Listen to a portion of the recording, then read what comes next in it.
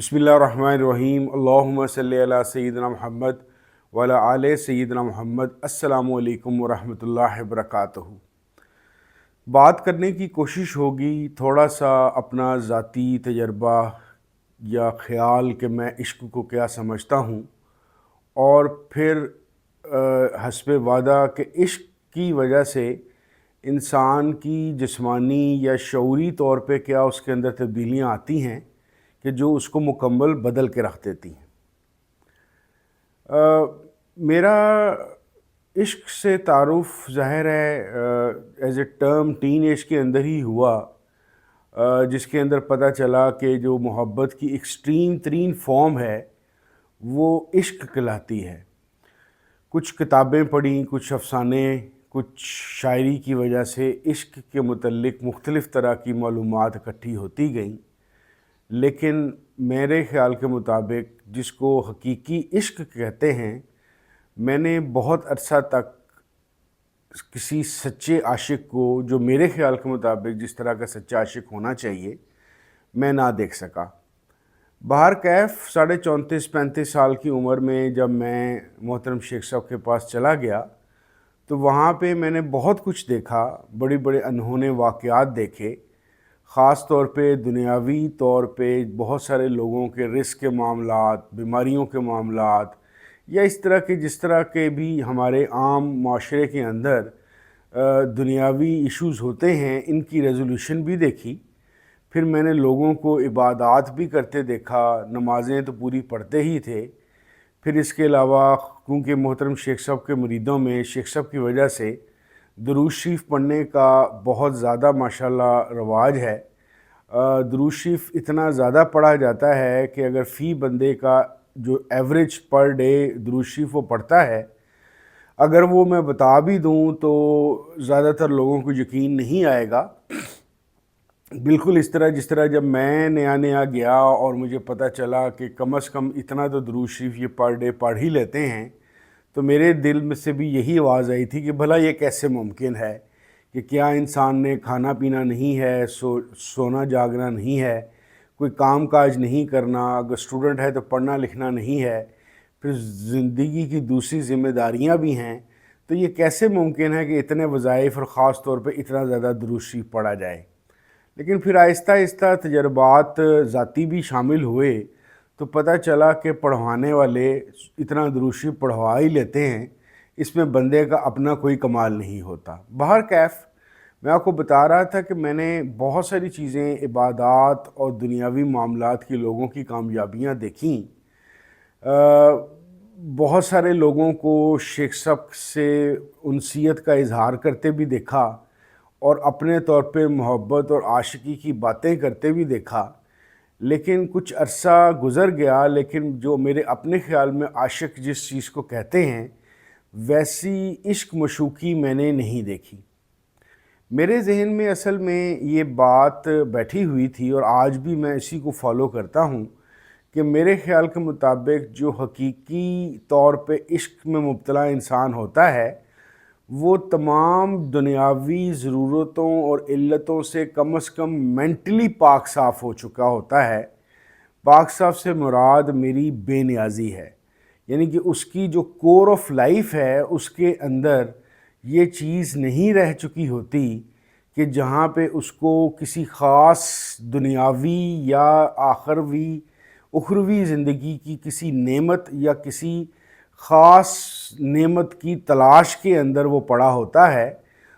आशिक वो इंसान होता है मेरे ख़्याल के मुताबिक जिसका इग़राज़ व मकासद जो ऑब्जेक्टिविटी सिर्फ़ इश्क का रिस्पॉन्स, उसको इश्क ही चाहिए, इसके अलावा उसको और कुछ भी नहीं चाहिए होता। अजीब सी बात ये थी कि मेरा जो पहला तजर्बा हुआ मोहतरम शेख साहब के यहाँ आशिकों से मिलने का या आशिकों को देखने का, अपनी समझ बूझ के मुताबिक वो वहाँ के बिल्कुल वो लोग थे जो ना किसी मैनेजमेंट में थे, ना किसी एडमिनिस्ट्रेटिव स्ट्रक्चर के अंदर थे, ना ही किसी ऐसी जगह पे थे जहाँ पे किसी को कोई ओहदा या कोई ख़ास पोजीशन मिले या वो कोई मशहूर हो। یہ لوگ وہ لوگ تھے جو محترم شیخ صاحب کی جو جگہ ہے 381A شاہ رکن عالم کالونی ملتان، وہاں کی جو پارکنگ تھے، وہاں پہ جو لوگ ڈیوٹی دے رہے تھے موٹر سائیکلوں پہ، سائیکلوں پہ، گاڑی پہ ایز اے پارکنگ جو فری تھی وہاں کے لوگوں کے ساتھ جب میرا اٹھنا بیٹھنا شروع ہوا اور ان کے ساتھ میرا ایک خاص تعلق بننا شروع ہوا، تو مجھے پہلی دفعہ شک پڑا کہ میں نے شیخ صاحب کے عاشق یا اللہ رسول کے عاشق دیکھ لیے ہیں۔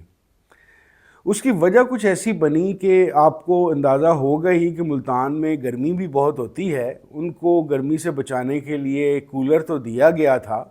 لیکن نارملی میں دیکھتا تھا صبح، دوپہر، شام، رات، آدھی رات، پھر فجر، وہ وہاں پہ ہی بیٹھے رہتے اور وہاں پہ ان کو بس تھوڑا بہت کھانا پہنچا دیا جاتا یا ڈیوٹی والا جا کے کوئی کھانا لے آتا۔ پانی کا بندوبست بھی جو سا تھا وہ ٹھنڈے پانی کے لیے وہ کافی دور سے اٹھا کے لاتے۔ باہر کیف تھوڑے عرصے بعد ان کے لیے وہاں پہ پانی کے کولر کا بندوبست بھی کر دیا گیا، لیکن وہ جو سب سے بڑی چیز جس کی ان کو ایسا لگتا تھا کہ پرواہ ہی نہیں، یا جس کے لیے قربانی کا وہ شدید جذبہ ان کے اندر موجود تھا، جو صرف اور صرف کسی عاشق کے لیے ہی ہو سکتا ہے، وہ جذبہ یہ تھا یا اس کا اظہار کچھ اس طریقے سے تھا کہ جو بھی 381 شاہ رکن عالم کالونی ملتان جاتا، اس کی سب سے پہلی خواہش تو یہ ہوتی کہ اس کی شیخ صاحب سے علیحدہ سے ملاقات ہو جائے، علیحدہ سے ملاقات نہ بھی ہو تو کم از کم شیخ صاحب محفل میں نماز پڑھانے تشریف لائیں، محفل یا تعلیم شریف ہو تو اس کو وہ مل جائے، تاکہ وہ جتنی دیر شیخ صاحب بیٹھیں، آدھا گھنٹہ، گھنٹہ، 2 گھنٹے، 3 گھنٹے، تو آرام تسلی سے شیخ صاحب کو دیکھ بھی لے اور سن بھی لے اور اپنی تسلی کر لے اور مقصد پورا کر لے کہ وہ کیوں آیا ہے ادھر۔ لیکن یہ جو سائیکل سٹینڈ والے یا پارکنگ سٹینڈ والے بھائی تھے یا ڈیوٹی پہ جو لوگ بیٹھے تھے، یہ کوئی عجیب و غریب سے لوگ تھے، نہ ان کو ملاقات کا ٹائم ملتا، نہ ان کو زیارت کا ٹائم ملتا، اکثر یہ محفل بھی اٹینڈ نہیں کر سکتے تھے۔ محفل ہو رہی ہوتی، پوری دنیا جہان جو ان سا تھا وہ محفل کے لیے ہالوں کے اندر موجود ہوتا، ایک یہ پارکنگ سٹینڈ والے اور ایک جوتا سٹینڈ والے، یہ 2 واحد ایسی ڈیوٹیوں والے لوگ تھے کہ جو اپنی ڈیوٹیوں پہ ہی موجود رہتے، تاکہ زائرین میں سے کوئی جوتا جمع کرانے آئے یا اپنی کوئی گاڑی موٹر سائیکل پارک کرنے آئے تو یہ اپنی تمام خواہشات، جو اس میں سے بیسک جو خواہش تھی وہ یہی ہوتی تھی کہ شیخ صاحب کی محفل کو اٹینڈ کر لیا جائے، اس کو فورگو کر کے یا اس کو بھلا کے ادھر ہی بیٹھے رہتے۔ تو مجھے یہ بات سمجھ نہ آتی کہ یار یہ کس طرح کے لوگ ہیں، کس طرح کا لگاؤ یا اٹیچمنٹ ان کی شیخ صاحب کے ساتھ ہے کہ نہ شیخ صاحب سے یہ مل رہے ہیں، نہ ان کو دیکھ پا رہے ہیں، نہ ان کو سن پا رہے ہیں، لیکن شیخ صاحب سے ایسوسیشن اور محبت اس قسم کی ہے کہ یہ ان کے نام پہ ان کی خدمت کرنے کے نظریے سے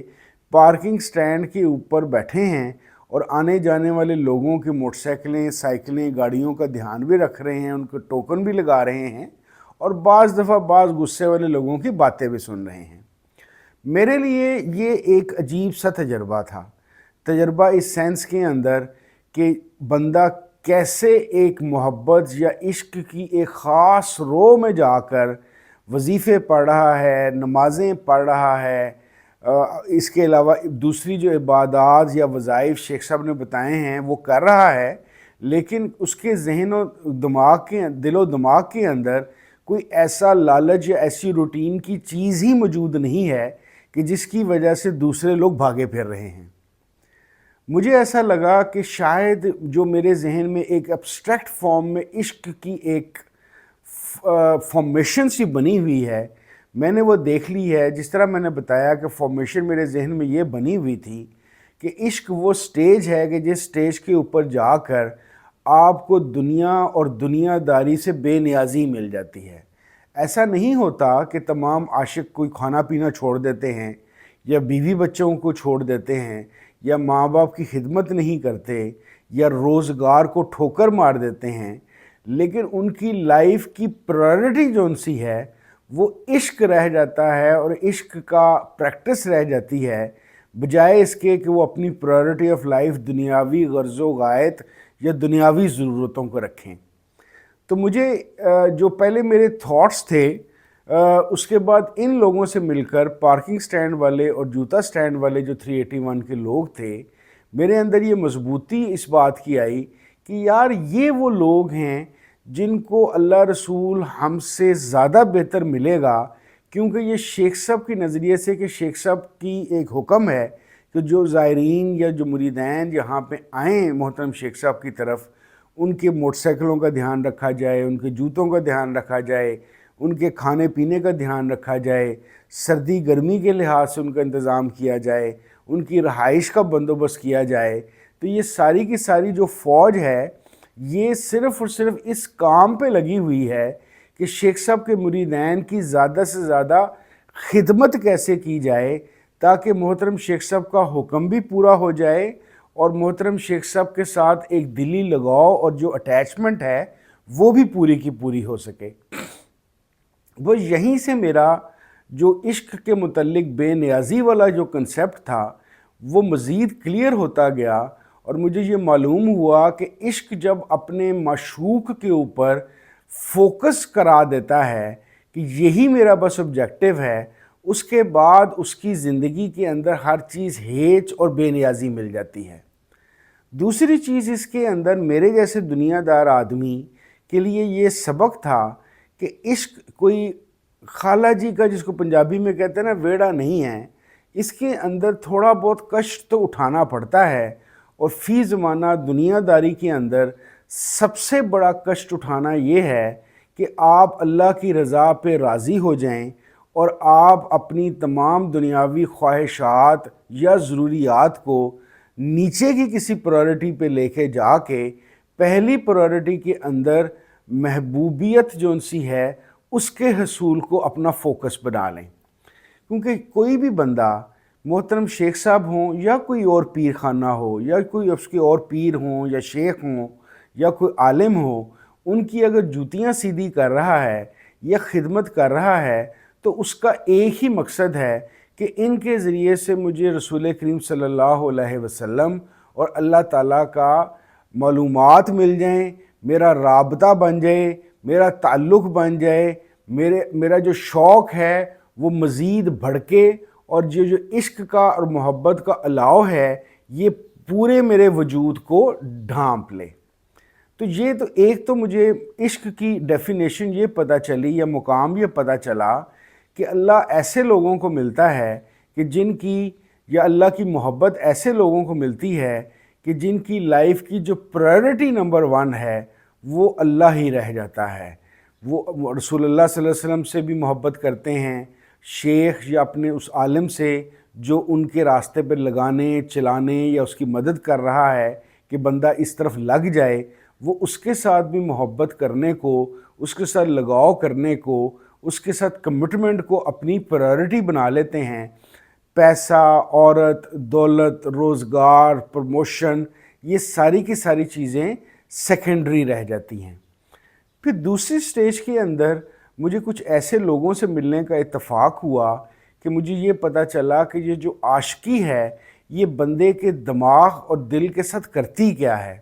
کیونکہ پچھلی 2-3 ایپیسوڈ سے میں آپ کے ساتھ کوشش کر رہا ہوں کہ میں ایشنٹ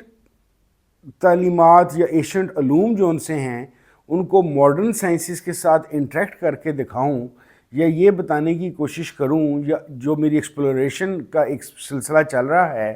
کہ کیسے عشق وہ چیز ہے کہ جس کے اندر کوئی بندے کے اندر فزیکلی بھی ایسی چینجز ہوتی ہیں جس کی وجہ سے وہ ایک نیا یا بہتر انسان بننا شروع ہو جاتا ہے۔ تو مجھے ایسا لگتا ہے، کیونکہ میں نے 2 باتیں پہلے کی، آپ نے میری پچھلی اگر ایپیسوڈز دیکھی ہیں کہ جس کے اندر میں نے عرض کرنے کی کوشش کی کہ میرے خیال کے مطابق جو عشق ہے وہ عقل اور انٹلیکٹ کی ہی ہائیسٹ فارم ہے۔ پھر ہم نے یہ بات بھی کی کہ روح کا کیا تعلق ہے کانشیس کے ساتھ، کیونکہ میں کانشیس کو آج کل کے ماڈرن زمانے کی روح کی ٹرم سمجھتا ہوں۔ تو مجھے ایسا لگتا ہے کہ عاشقی وہ سٹیج ہے کہ جس کے اندر جب آپ کی اللہ کی حصول کے علاوہ باقی تمام چیزیں آپ کے لیے ایک قسم کی سیکنڈری ہو جاتی ہیں یا بے معنی سی ہو جاتی ہیں، تو انسان کے پاس وہ مقام آتا ہے کہ جہاں پہ پریکٹیکلی وہ امر ربی کے مطابق چلنا شروع ہو جاتا ہے، جس کے لیے سب سے پہلا سٹیج عشق کی جو پہلا انعام ہے، اس کو امر ربی کے ساتھ انٹریکشن مل جاتی ہے، اس کو پتہ چلنا شروع ہوتا ہے، اس کی معلومات میں اضافہ ہوتا ہے کہ اس کے متعلق امر ربی ہے کیا۔ پھر وہ معلوم اس کو یہ ہوتا ہے کہ امر ربی کہتے کس کو ہیں۔ پھر وہ اس کو یہ معلوم ہوتا ہے کہ امر ربی کے اندر اپنا آپ سرنڈر کرنا، اپنے آپ کو گم کر دینا، باقی ساری چیزوں سے بے نیاز ہو جانے کی وجہ سے کیسے بندہ امر ربی کا وہ حصہ بن جاتا ہے کہ جس کے اندر ہمیں ایک اشارہ ایک حدیث قدسی پہ بھی ملتا ہے جو صحیح بخاری میں موجود ہے، جس کے مفہوم کے مطابق اللہ تعالیٰ فرماتے ہیں کہ جب میں اپنے بندے کو، یعنی کہ محبوبیت والی بات ہو رہی ہے، کہ جب میں اس کے قرب میں آ جاتا ہوں تو میں اس کی آنکھ بن جاتا ہوں جس سے وہ دیکھتا ہے، میں اس کے کان بن جاتا ہوں جس سے وہ سنتا ہے، میں اس کے ہاتھ بن جاتا ہوں جس سے وہ پکڑتا ہے، یعنی کہ ایک ایک چیز جو وہ کر رہا ہے، اللہ تعالیٰ اپنے آپ کو اس میں بتا رہا ہے کہ میں اس کا دل و جان سے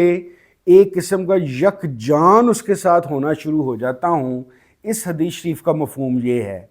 تو اس کا مطلب یہ ہوا، جو میں انٹرپریٹ کرتا ہوں اس کو، کہ امر ربی کو جاننے اور اس کو پرائرٹی ہونے کے بعد وہ بذات خود عشق وہ سٹیج ہے جس کے اندر انسان امر ربی کا حصہ بن جاتا ہے، وہ پارٹ آف امر ربی ہوتا ہے، کیونکہ اس کا اٹھنا بیٹھنا، سونا جاگنا، کھانا پینا، سوچنا، پسند ناپسند، نفرت محبت، صرف اور صرف اللہ تعالیٰ کی ذات مبارک کی وجہ سے رہ جاتی ہے، جس کی وجہ سے اس کو وہ قرب الہی ملتا ہے، عشق کی وجہ سے، عشق کی ایک سٹیج کی وجہ سے، کہ وہ بذات خود ایک امر ربی بن جاتا ہے اور امر ربی کا حصہ بن جاتا ہے۔ یہی چیز اصل میں مجھے کوانٹم کانشسنس میں یہ چیز نظر آئی تھی کہ کوانٹم کانشسنس کے اندر ہمیں پتہ چلتا ہے کہ جس طرح کوانٹم لیول کے اوپر جا کے مائکرو ٹیوبلز جو اسی دماغ کی برین سیلز کے اندر موجود ہیں، کہ وہاں پہ سے سوئچ آن آف ہوتا ہے اور چیزیں شامل ہوتی ہیں، بیسیکلی یہ عشق کی ہی وہ سٹیج ہے جس کے اندر ہم جا کے کوانٹم کانشسنس کی سٹیج کو اٹین کرتے ہیں۔ کیونکہ جس طرح آپ نے سنا ہوگا پنجابی کی بعض شاعری کے اندر کہ بندے کا جون سا رواں رواں یا لولوں جون سا ہے، ایک ایک رونگٹا جون سا ہے، وہ اللہ کی ذات کے اندر گم ہو کے اس کے ذکر کے اندر اور اس کی محبت اور عشق کے اندر ڈوب جاتا ہے۔ دیٹ مینز کہ انسان کا جو وجود ہے وہ اپنے وجود کے کوانٹم لیول پہ جا کے عشق کی وجہ سے اللہ تعالیٰ کے ساتھ سرنڈر کی حالت میں چلا جاتا ہے۔ اسی لیے میرا ماننا یہ ہے کہ عشق کی وہ سٹیج ہے کہ اگر آپ اس کو بایولوجیکل سائنسز میں جینیٹک لیول پہ دیکھیں کہ جین چھوٹا ترین یونٹ میں سے ایک یونٹ ہے، اس لیول پہ جا کے آپ کا شیخ آپ کے جینیٹک لیول کے اندر عشق کا جو نشہ ہے یا عشق کی جو مے ہے یا عشق کی جو شراب ہے یا عشق کا جو ان سا ایک سیلولر لیول کے اوپر چینج ہے، وہ جینیٹک لیول پہ جا کے کر دیتا ہے۔ اور اس کی جو سی ایک ہائیسٹ فارم ہے برین کے اندر کہ کوانٹم لیول پہ جا کر، یعنی کہ ایک ایسی لیول کے اوپر جا کے جہاں پہ مائکرو ٹیوبلس جو ان سے ہیں موجود ہیں، وہاں پہ جا کر یعنی کہ موسٹ کوانٹم لیول پہ جا کے ایک تبدیلی آتی ہے اور انسان اپنے جین سے لے کر مائکرو ٹیوبلز یعنی کہ برین سیلز تک عشق کی وجہ سے پورا کا پورا اللہ تعالیٰ کی ذات مبارک کے سامنے سرنڈر کر دیتا ہے۔ میرے خیال کے مطابق دیٹ از وائی وہ امر ربی کا، کیونکہ اس کا جسم کا رواں رواں یا لوں لوں یا اس کا ایک ایک سیل، اس کا ایک ایک جین، اس کے دماغ کے 86 بلین نیورونز سارے کے سارے becomes part of Aashiqui due to इश्क विद अल्लाह करीम। तो ये वो मैकेनिज़्म है जिसके तहत ये सारी की सारी चीज़ें डेवलप होती हैं, और आशिकी जो सी है सर से लेके पैर तक इंसान उसमें डूबता है। लेकिन शर्त वही है कि चाहे आपको स्टेज 1 के ऊपर, क्योंकि आपको अल्लाह रसूल सल्लल्लाहु अलैहि वसल्लम से मिलवाने वाला, दिखाने वाला, चलाने वाला आपका मिजाजी मशूक यानी कि शेख है, आपको शेख के साथ इस लेवल पे जाना पड़ेगा कि आपको शेख की मर्ज़ी, शेख की मोहब्बत, शेख के इश्क में अपनी दुनियावी और दूसरी तमाम जो सी गैर ज़रूरी चीज़ें हैं उनको सरेंडर करके फिनाफिस शेख में जाना पड़ेगा। यानी कि आशिकी वो कैरियर है या वो एरोप्लेन है जिस पे बैठ के आप सबसे पहले हर चीज़ को सरेंडर करते हुए फिनाफिस शेख के प्लेटफॉर्म पे पहुंचते हैं, और फिर आपका शेख उस प्लेटफॉर्म से उठा के आपकी आशिकी के अंदर मज़ीद तरबियत करके उसको मज़ीद निखार कर आपका डीएनए चेंज करके आपके माइक्रोट्यूबुलस लेवल के ऊपर यानी कि क्वांटम लेवल के ऊपर जाके आपकी ब्रेन में तब्दीलियां करके आपका रास्ता हज़रत मोहम्मद सल्लल्लाहु अलैहि वसल्लम और अल्लाह करीम से इवेंचुअली कराता है, और आप एक प्रॉपर आशिक के तौर पर पूरे के पूरे कायनाती निज़ाम का अमरे रब्बी के मुताबिक हिस्सा बन जाते हैं। और उस हिस्सा बनने के बाद मज़ीद क्या तब्दीलियां आती हैं और आप क्या क्या कर सकते हैं, क्योंकि हमें ये भी जानना चाहिए कि जब अल्लाह ताला ने फरमा दिया हदीस कुदसी में कि मैं उसकी आँख बन जाता हूँ, वो मेरी आँख से देखता है, मैं उसकी ज़ुबान बन जाता हूँ, मेरी ज़ुबान यानी कि इस तरह की मुख्तलिफ वज़ाक़ में बात किया कि I become part of him, और वो मेरे ज़रिए से सारा कुछ करता है। तो वो किस लेवल पे कर सकता है, क्या क्या कर सकता है, यानी कि आशिकी उसको किस किस्म की शहनशाही बादशाही